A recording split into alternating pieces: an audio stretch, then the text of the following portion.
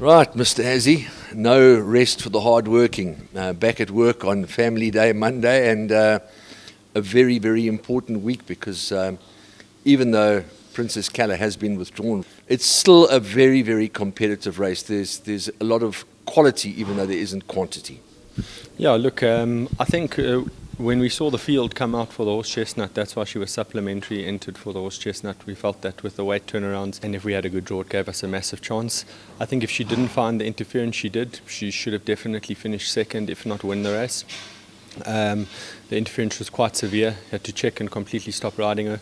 When you're racing with horses of that quality, you can't afford to lose any momentum. So it was a very good run on her behalf. Thank goodness she pulled up sound post-race. The Empress Club was always the main aim, and it was always part of the plan. As I said, the horse chestnut, once we saw the field, was when we redirected the plan. Only on Monday did we decide whether or not we were going to go for the Empress Club. It was all a matter of how she looked and how she had come out of the horse chestnut. Her blood count was good, and all the factors that we needed to show us that she was in a good space to go for this race, and with the draw, was why we just decided to stick with the Empress Club and go for this route. I think the race with Princess Kala being scratched, she obviously would have been a sure favourite and a very tough horse to beat. Whatever reason she got scratched for, I'm sure Sean knows, and he's a great horseman, so must have a good reason for that. Having said that, I think now the field's wide open. You could make a very valid point for one of 5 horses. I think both Mr. Cox horses have to be highly respected. The last time I met them at a much better weight turnaround in my favour, they both beat me. Having said that, it was a condition run for the Epitombi for my filly, but you have to respect the fact that they did beat us. I think the Boa for Mr. Pettigrew, she's done nothing wrong, ultra consistent horse. Looks like she's probably been prepped just for this race. Her last run was good.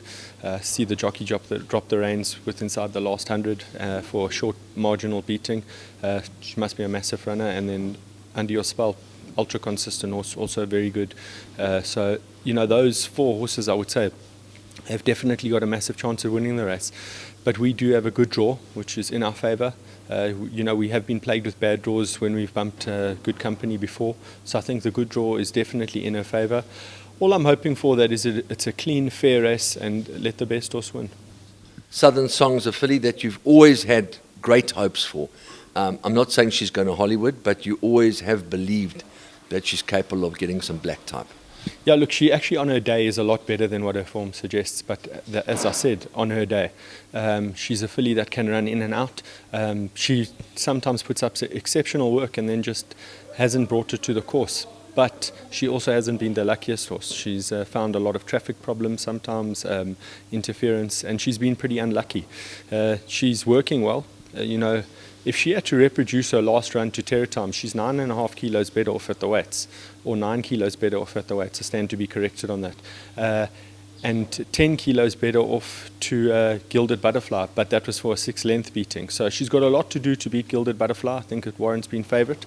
If she has to reproduce her best type of run, I think she could be a runner.